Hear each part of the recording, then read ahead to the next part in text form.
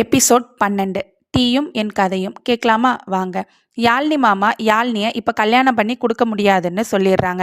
அவங்க அத்தை நமக்கு வயசாகிட்டே போகுது, நம்ம உயிரோடு இருக்கும்போதே அந்த பிள்ளைக்கு ஒரு கல்யாணம் பண்ணி பார்த்துடணும்னு சொல்லி சரின்னு சொல்லிடுறாங்க. இப்போ ஹீரோ ரொம்ப ஜாலியாக இருக்கிறாரு, எல்லாரும் கல்யாணத்துக்கு ஒத்துக்கிட்டதுனால.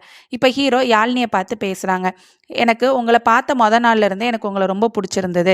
நீங்கள் படிக்கணும்னு ஆசைப்பட்டீங்கன்னு நான் கேள்விப்பட்டேன். கண்டிப்பாக கல்யாணத்துக்கு அப்புறம் என்னால் எவ்வளோ முடியுமோ அவ்வளோ நான் உங்களை படிக்க வைப்பேன் அப்படின்னு சொல்லி ப்ராமிஸ் பண்ணுறாங்க. இப்போ கல்யாண ஏற்பாடெல்லாம் தடபுடலாக நடக்கு. அவங்க சொன்ன மாதிரி இப்போ கல்யாணமும் நல்லபடியாக நடந்து முடிஞ்சிருது. யாழ்னியும் கல்யாணத்துக்கு அப்புறம் ரொம்ப சந்தோஷமாக இருக்கா. ஏன்னா ஹீரோ சொன்ன மாதிரியே யாழ்னியை இப்போ படிக்க வைக்கிறாங்க. அவளோட வெற்றி பயணத்தை நோக்கி இப்போ பயணம் பண்ணுறா. கண்டிப்பாக இந்த தொடர்கதை உங்களுக்கு பிடிச்சிருக்குன்னு சொல்லி நான் நம்புகிறேன். போன விடுகதைக்கான ஆன்சர் என்னன்னு பார்க்கலாமா? ஒருவனுக்கு உணவளித்தால் ஊரே கூட்டுவான், அவன் யார்? காகம். இந்த 12 எபிசோடையும் தொடர்ந்து பார்த்தவங்க எல்லாத்துக்கும் என்னோட நன்றிகள்.